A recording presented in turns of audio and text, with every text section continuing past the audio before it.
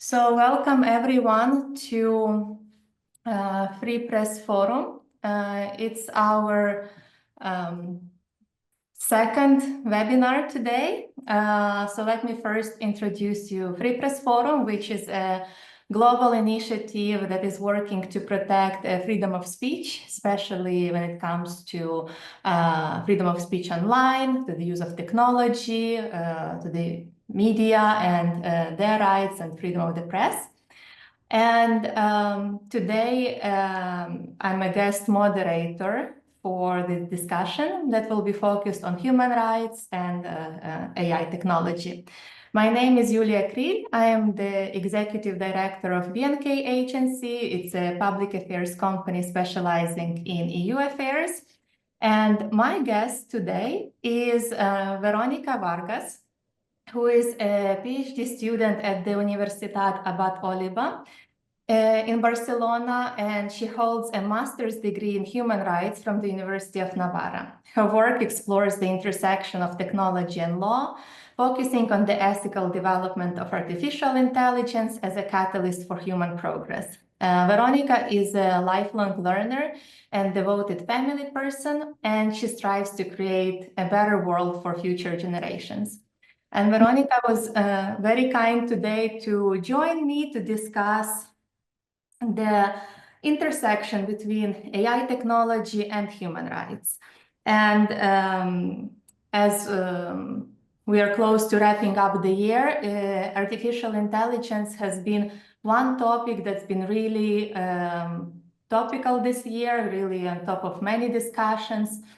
And there is already the very first comprehensive regulatory act that regulates artificial intelligence. It's the European Union's AI Act. But there is also a very popular opinion, which I agree with, that AI is just at its beginning, and that AI technology is just going to be growing and expanding, and the speed of it is going to be quite exponential. So it's also a good time to start the discussions between the development and growth of AI and its impact on human rights and on our civil rights generally. So there's also a couple of concerns that come from this, which is the ability of AI to spread disinformation, to infringe of the rights to privacy, to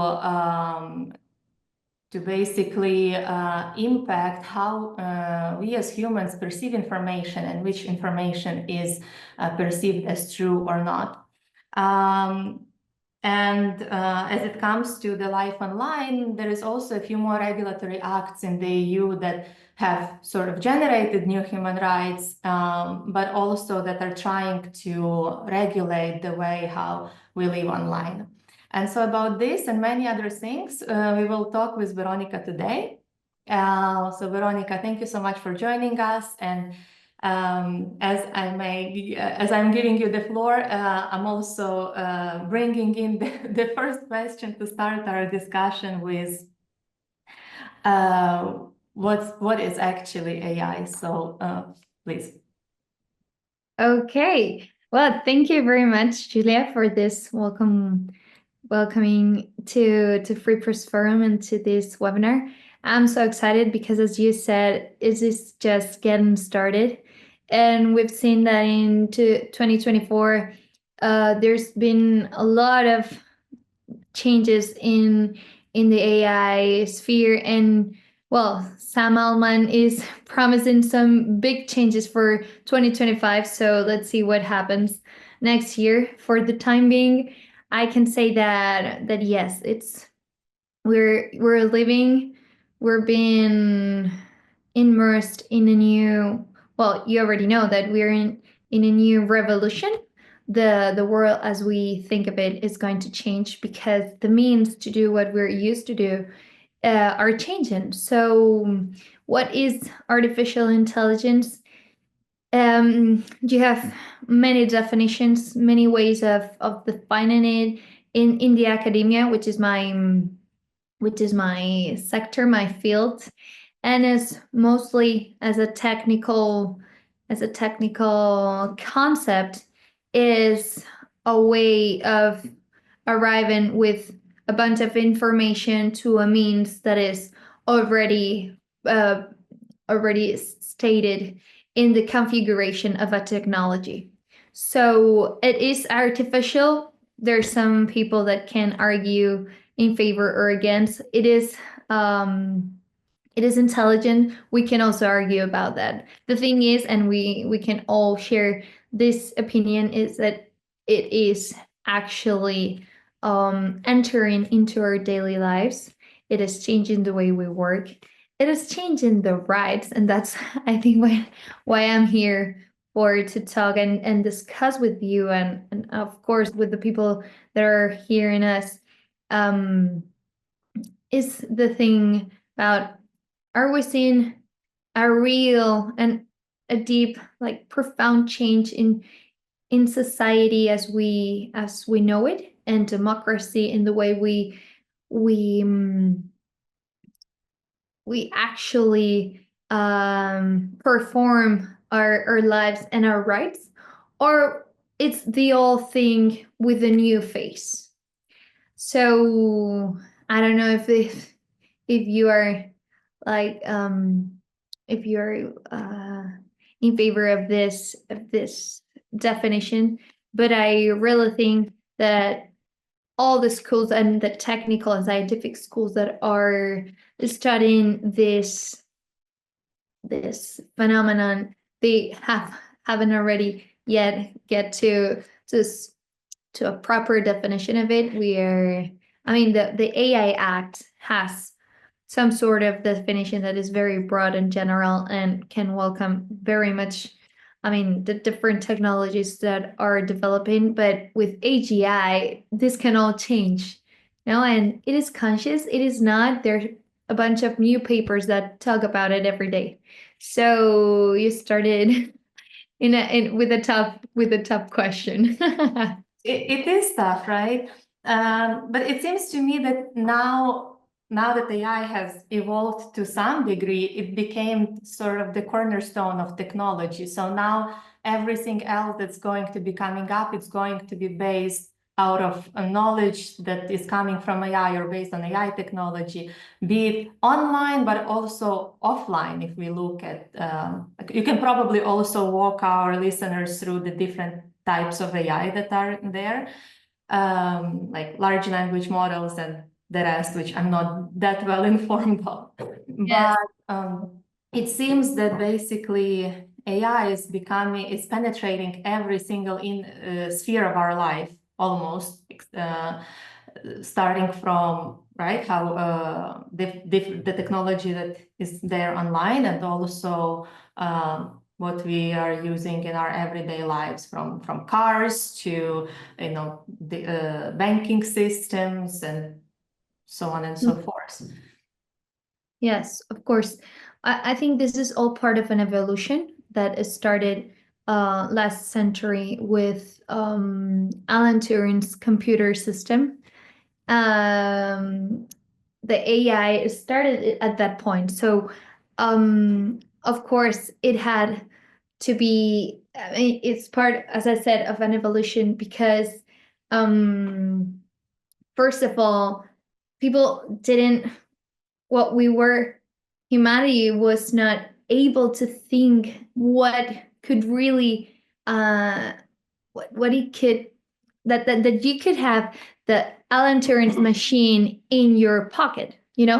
Now here in Barcelona we have a Mare Nostrum, and it's a quantical a computer which is prepared to do like huge in like investments and huge definite. Sorry, I have technical problems here right now. It's wait a minute here, because my computer is saying it's low battery, so I'm going to connect it so we don't lose. That's it. So we don't lose the connection. Sorry about that. So with that computer, we are able to do quantitative exercises and have data processed that in 5 years we will have in our pocket. So the obsolescence is very fast, and the evolution has brought us since that machine, in the context of the Second World War, to the process of big data, which I think is the big thing that changes the way the world is functioning. Is not the technology by itself, but the capability that people, scientifics have to process the data and have knowledge that we didn't have in any time in history. I mean, the all of the data that, for example, ChatGPT has is all the internet, all the books that are written in the world. So of course it will give you very good answers about what you're asking for. That's the same as if we were to read everything that is written in the world. So like the big picture here is we have this technology and we have the capacity to make it work as if we were working like extreme hours with a lot of concentration and at our best version, let's say. So that's why I was at the beginning asking, is it artificial? Is it intelligent? Because at the end of the day, it's just a machine that does what you want it to do. But when you give that the capacity and the statistic knowledge to predict what someone's going to buy, what someone's going to think, what someone's going to vote, that's when the real change comes. And now we have generative AI. We have LLMs, which are large language models that are based in neural systems. I mean, I am not a scientific. I'm sorry, because if there's someone in the public who is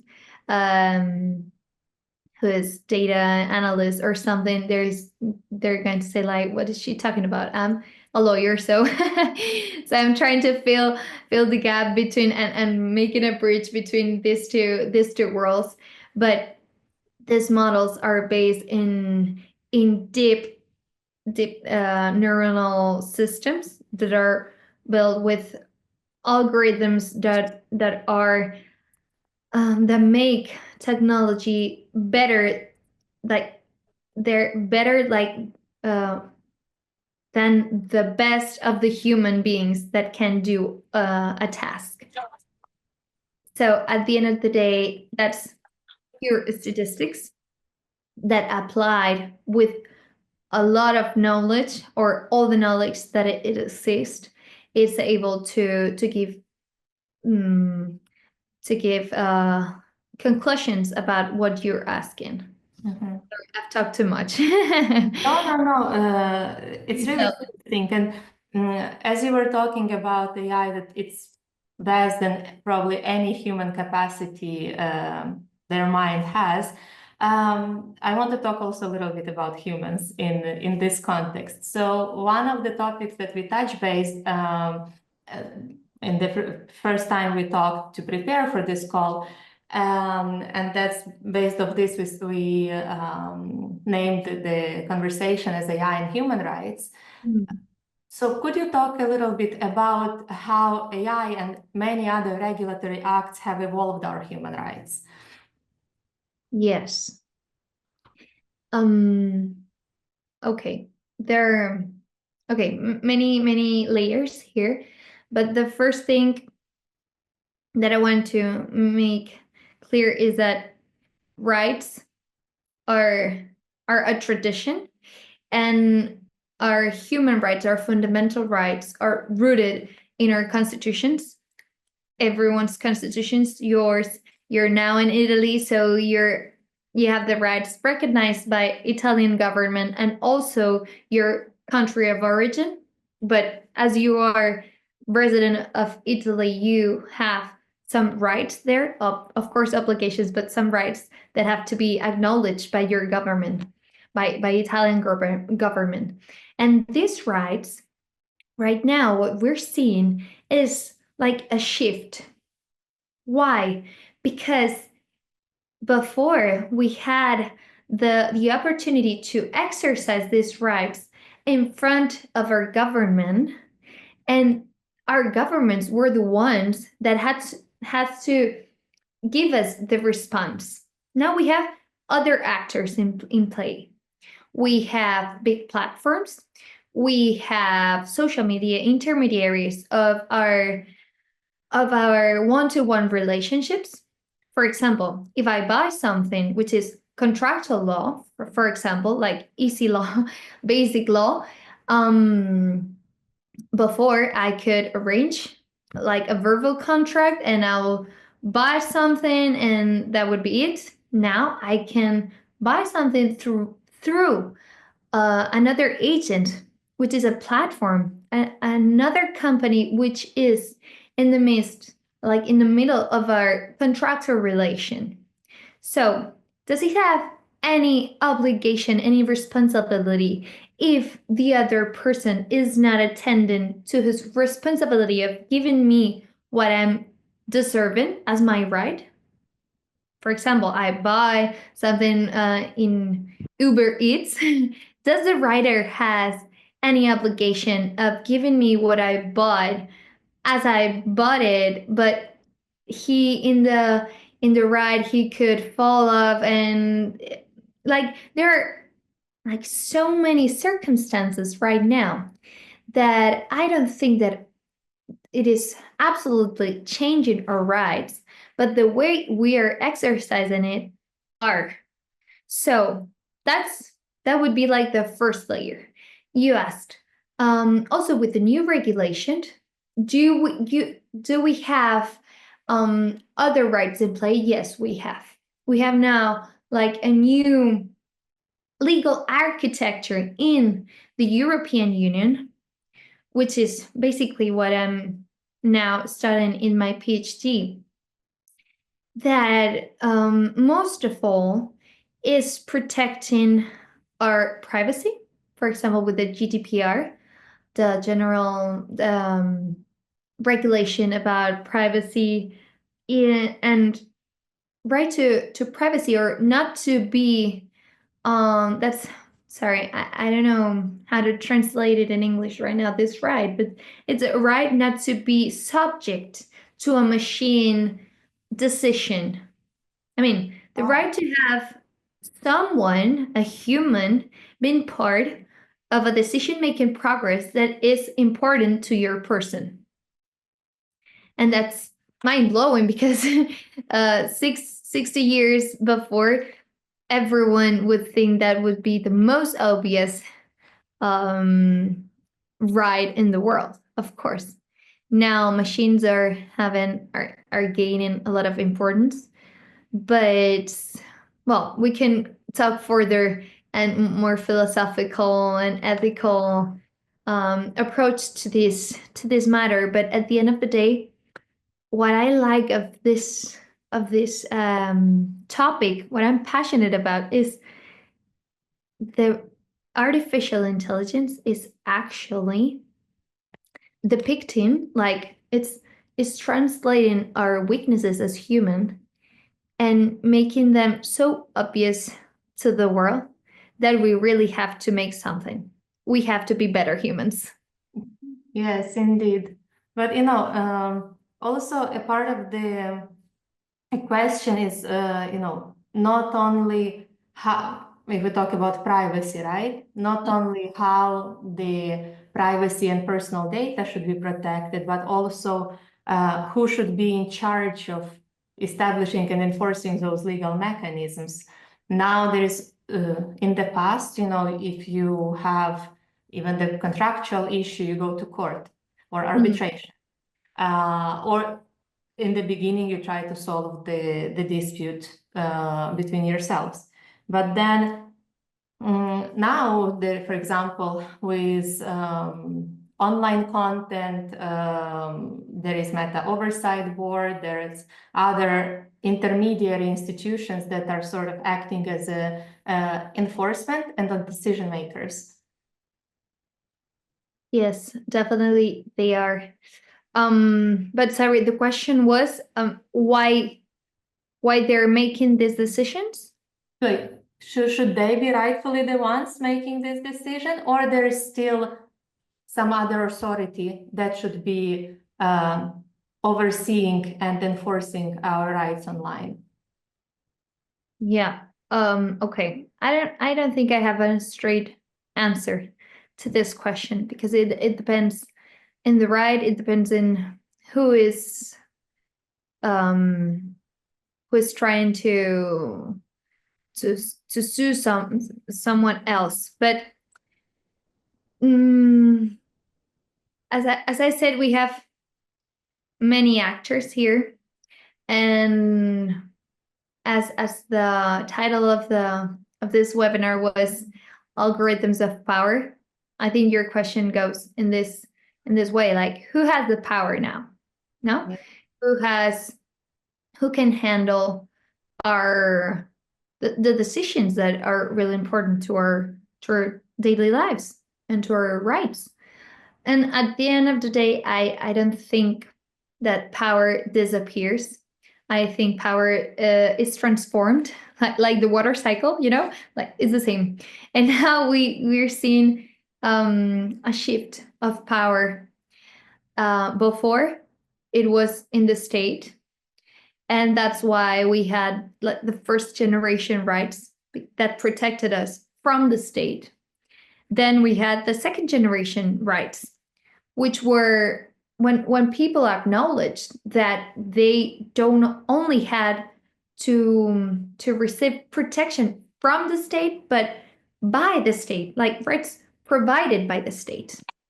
Then the third generation rights were along with sustainability and globalization wave, so they're kind of different. But now we're like we're debating how first generation rights, which were freedom of speech, private autonomy, and like very basic dignity based rights, we are debating how that can be exercised today.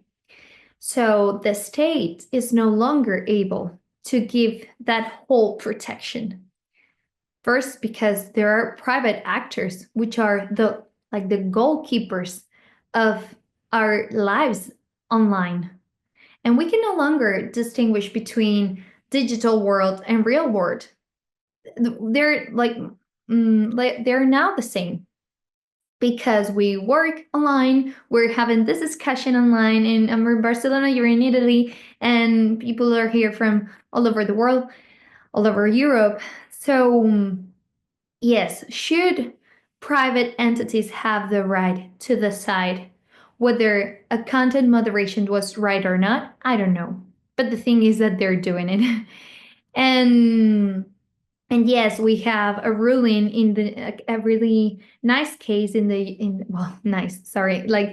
case in the United States, which is NetChoice versus Moody, which I invite the audience to look for it, because it's really, really interesting how the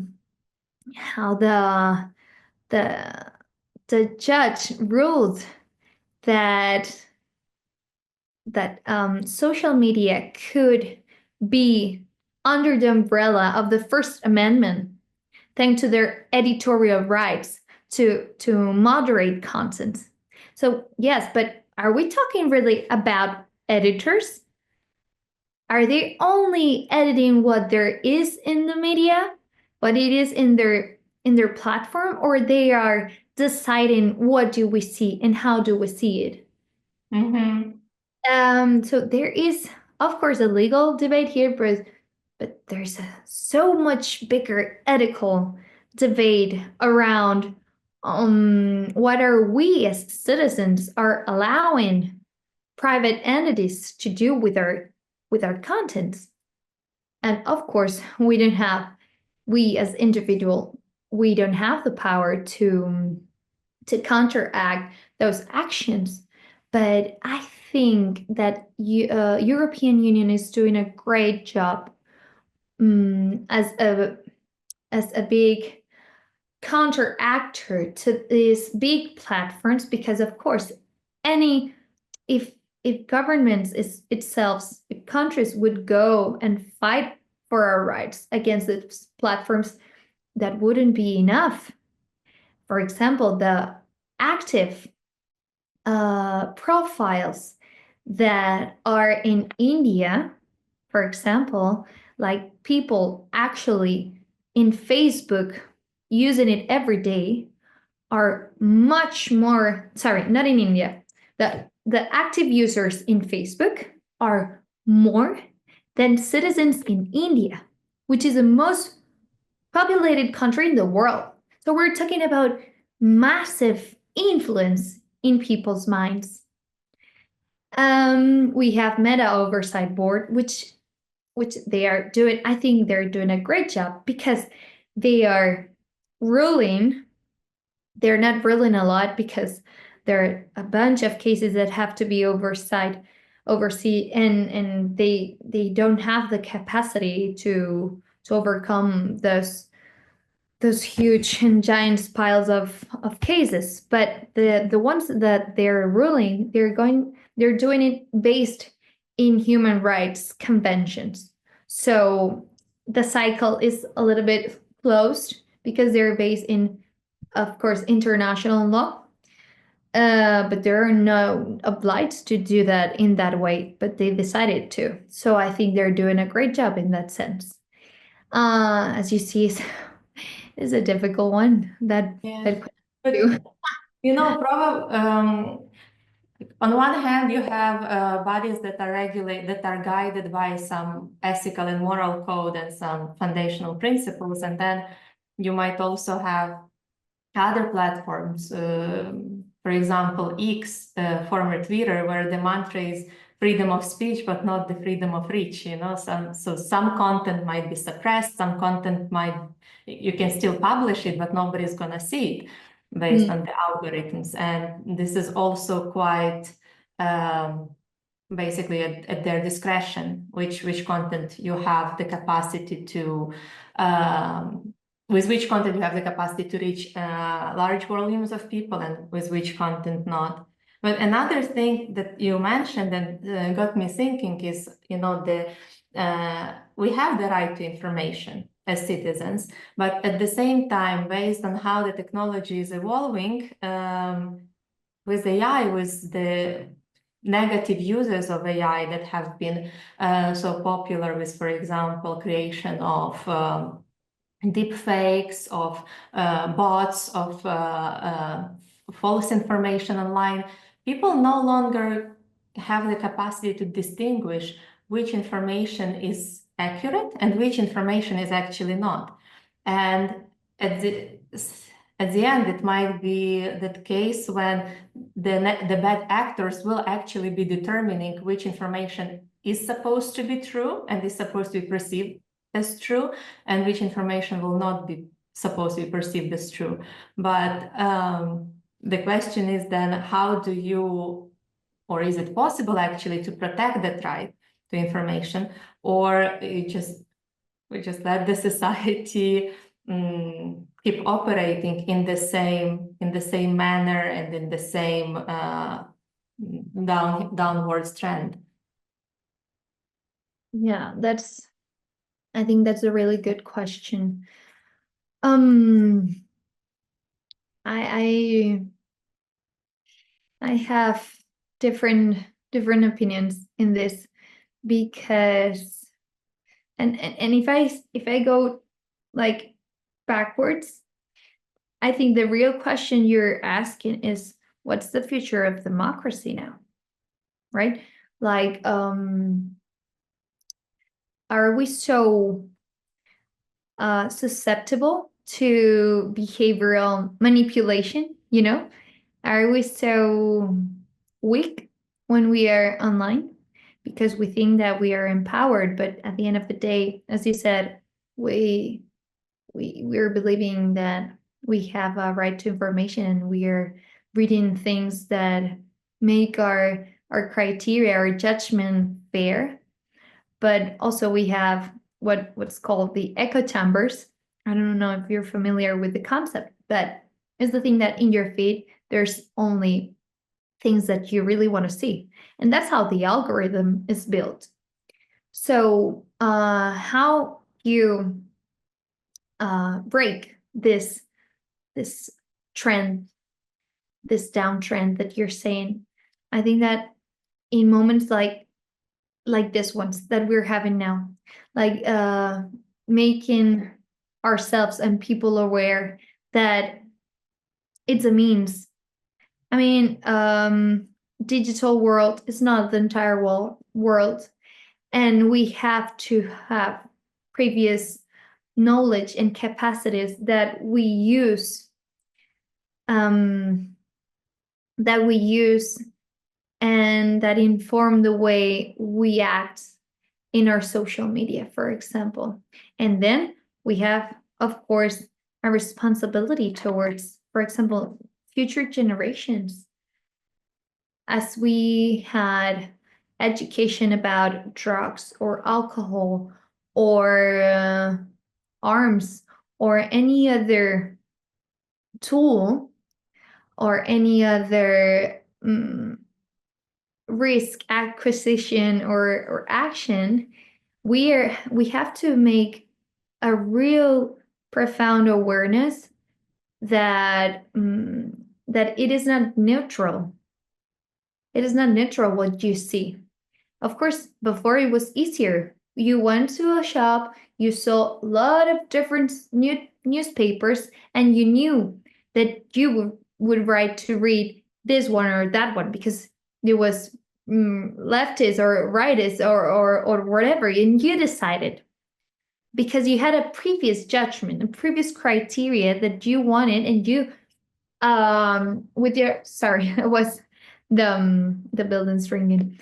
It was like something that you made up before making that decision. The thing is that now when you go inside Instagram or Facebook, you are like in this trend that you said, you are moved by what you see, and you no longer, it seems like you're no longer free to decide what you want to see. But I think that as the power is different, the way we respond to that is different, has to be different too. We don't have to be naive in this sense. We really have to take care of our feed and our content moderation. If we're not agree with something, just say it out loud. And of course, we don't have the power to change how the content moderation it's been decided in these platforms. But if each of us is being responsible of what they're seeing, I think there can be a real change. What about you? What do you think? About the future of our democracy? Yeah, about personal responsibility. Yeah. No, it's the discussions about AI are so polarized. It's mostly the technology is either bad or good. The technology will either destroy us or protect us, or it's either the fault of the companies or of the government that is regulating it. There was so much criticism towards European Union for attempting to even regulate the AI Act, which was in some ways fair, but at the same time, if we don't establish some basic foundational principles, right, the use of it can skyrocket in negative ways, and hopefully it will also skyrocket in positive ways. But I completely agree with you that it is really up to humans to exercise their critical thinking and the ability to judge everything with a grain of salt. Also, we've never had so much access to information before. I don't think that our human capacity is wired, that our brain is wired to process that the volume of information that we are processing now, and especially I don't know, for those people who follow, current news of current events, people from my country are constantly watching and reading so much of really heavy news that it is really affecting their health, their minds, their ability to live their everyday lives. And of course, we cannot expect the world to have less information. It's going to be just more and more and more. But I believe that it's some sort of self-governance that we should exercise as humans in many ways.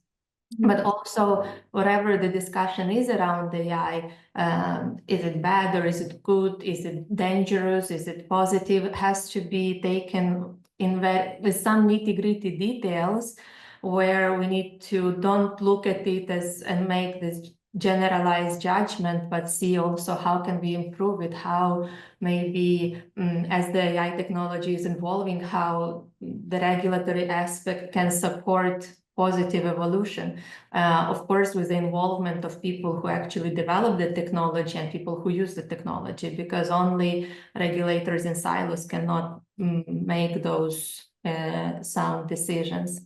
But we started this. I started this discussion in a way with posing questions about the dangers of AI, meaning, for example, how it can infringe of our rights to privacy, spread disinformation, which are all of these things that actually do put in question the future of democracy. But probably the most important question that I have is, how can AI technology support and protect our human rights?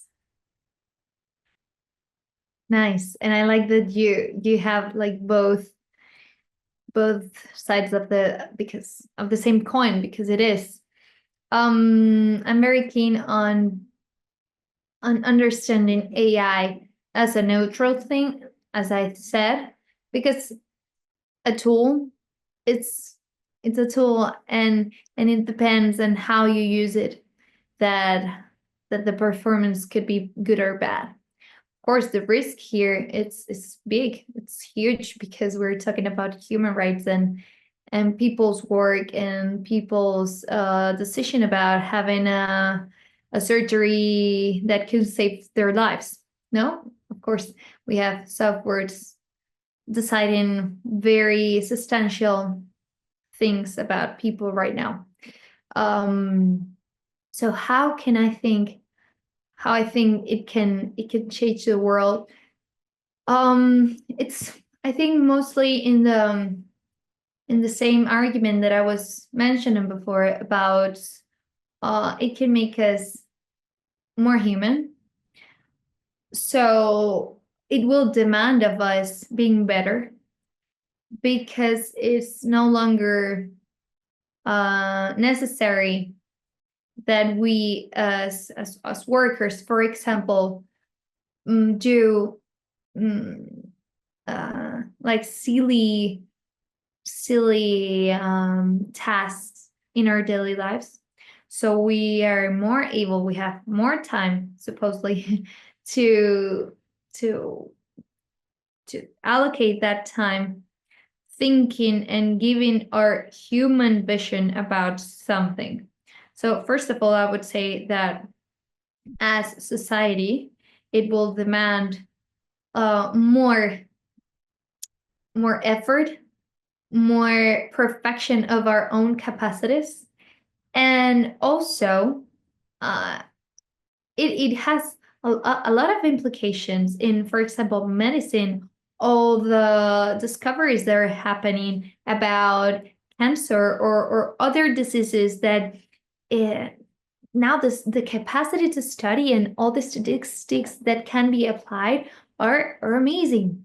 And it can be argued, but in COVID, it made a real change to have that way of quantitating the data to know and predict what could happen, or to track what was happening, or to have the communications to be able to in some sort continue with our lives, right? So at the end of the day, I think it can be a catalyst for human progress. I do think of it. And for example, there's a professor in Yale. Her name is Helen Landemore, and she's very positive about the idea that that AI can bring, for example, deliberation to the masses. We do have power to say what we want. The thing is, if we are humans, know what we want. But the problem is not in the memes. The problem is in us. That's why I go back to what I was saying about we have to work in our judgment, in our criteria, in what do we really think about this technology and why, how do we want it to work? I love this approach.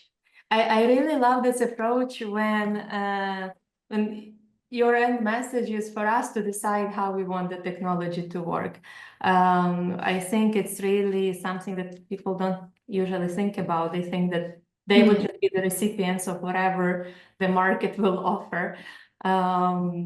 There's so many brilliant uses of AI. Actually, the one that I enjoy the most is the face boarding in the airports. It just makes things faster and easier. Yes, totally It's agree. sometimes scary, but in many ways it makes life easier. Excellent. So before I open the floor to our audience, if somebody has any questions, do you have some sort of messages, right, that we can we can take away from this call? Okay, yes. And related to what I just said, many people, and as you said, that they're like very different opinions regarding AI. Some people think, and they're saying that we are just clients in platforms, right? We're just clients submitted to other people economical objectives. And that's a way of saying it, because obviously we're targeted with email marketing and with a lot of commercials and a lot of information that's overwhelming. But I don't like, I'm not hopeless about our position here. I think that, yes, of course, we are a mess, but population has always been some sort of group that can be changed. I mean, ideas change the world. So if we really believe in democracy, in pluralism, in nation sovereignty, which are like the basis of our, or should be the basis of our governments and our societies, citizenry is prepared to demand what governments and other actors have to do. I mean, we are not powerless. And sometimes it can seem like we are, but we don't have a detonator in our hands. We have a really good tool to make our word heard, like Free Press Forum. I think the idea is wonderful to make awareness of the rights that we have, and the right to information, to freedom of expression, to, of course, empower people to give their thoughts about what's really happening. I think that's a very, very important basis of democracy, because when it all started 4 centuries ago, there were like very tiny group of people saying what should be done. Now it can happen the same. I mean, I'm sure it will happen the same. We just have to hear, where do we have to go to say, oh, it's right. I can really make the decision of what I want to read. I can really make the decision, like I'm free to choose. I'm not moved by a trend where I don't have a say in this matter. Of course, it's difficult, but it's always been. So there's another revolution and another way of seeing and exercising rights, but we're the same humans. And we've overcome over other times, other challenges. Now we have a new challenge and we have to cope with it, and that's it. Yeah, that's true. I think that, people in most cases do fight for what they believe is right. And that's really beautiful. And so if anybody else from those who joined us today, if you guys have your questions, you can ask them or you can put them in the chat. Actually, we have one. My question would be more broad. Perhaps you both can offer views, and it leans to what you were just talking about. As actors on the global stage, activists, entrepreneurs, and academics, what can we do more to support protection and advancement of human rights in the AI era without getting into the territory of performative activism? That's a brilliant question. Yeah, I would ask, what do you think, what's the meaning of performative activism? Sorry, I'm not familiar. What do you mean by? Hi, hello. Hello. Sorry for my audio. I'm outside. Hello, everyone. Hello, BNK team and Free Press Forum. Veronica and Julia, it's been an amazing discussion. So my name is Aryan, and I'm the one who is asking the question about performative activism. So my kind of question and the logic of what I wanted to ask you is, as you look at, for example, companies, and I run a marketing agency, so for us it's also very similar to get into this territory of kind of pandering to different groups and showing off that we are supporting different, for example, endangered groups, on people who have certain issues in the area of human rights. So what is kind of your opinion on how can we do a better job of avoiding that and being kind of more honest in our approach and more direct in terms of like protection and advancement of human rights, but at the same time focusing on what you and Julia have just been discussing about, which is the kind of positive aspect of all of that, and the improvements that AI is bringing into life. Okay. Thank you very much for making that clear. Julia, do you want to answer first, or?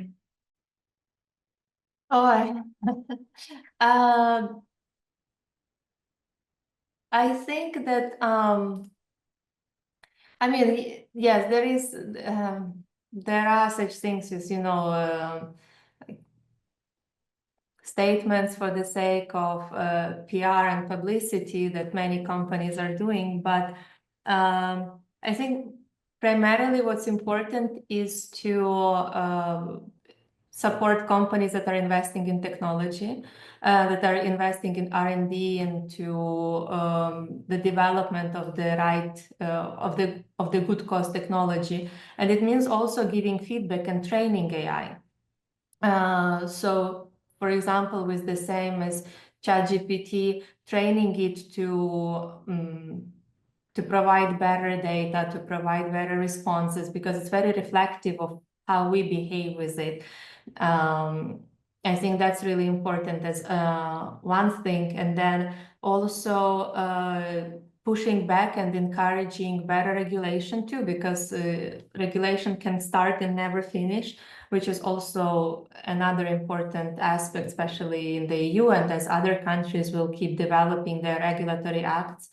It is really important to fight back. There was one case when I think Instagram rolled out some algorithm, some new feature development, and users were so unhappy about it. They were commenting, they were writing about it, they were not using it, that eventually the platform pulled it back. So it's not that the developers of technology do not hear the users and do not respond to users. They actually do, because if they develop the technology that there will be no market for, then they will go out of business. So I think it's really important to provide that feedback, both to companies and to regulators.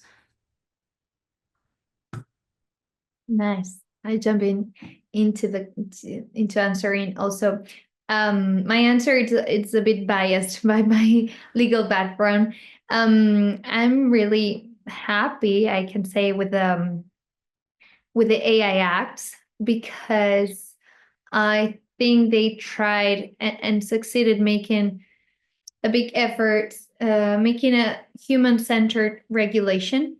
It's true that it's very general. It has to be filled. There are many gaps that society has to complete by applying it. But human rights are protected by this regulation. But of course, regulation is a minimum base. It's like the starting point. There has to be a societal approach to ways of applying it, codes of conduct, for example, and it's like right now with corporate responsibility, I think they're very much alike, the development of this like statutory foundations, because at the beginning there was only requirements to have the a good consideration of good fame, we would say. But now it's like obvious that every company has to be respectful with the environment and with their employees. It's like culture is changing thanks to regulation, but of course also thanks to how we are applying that regulation. And the first thing we said that it is just getting started. So there has to be a really big effort from companies in how this minimums can be, of course, settled, but also go further. Yeah, indeed. Indeed. So just to ask our audience again if there are more questions on the table.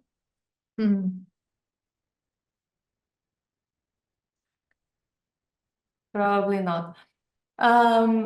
Veronica, this has been such an insightful conversation. I was very happy to hear, also the positive feedback to the regulatory acts that happened, that were adopted by Europe.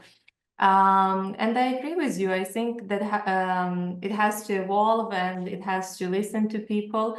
But also we ourselves have to do a bit better, try to be better and try to be more effective at exercising our rights and making sure that we stand up for them when they are infringed. So thank you so much. Also, thank you for leaving us hopeful, about the technology.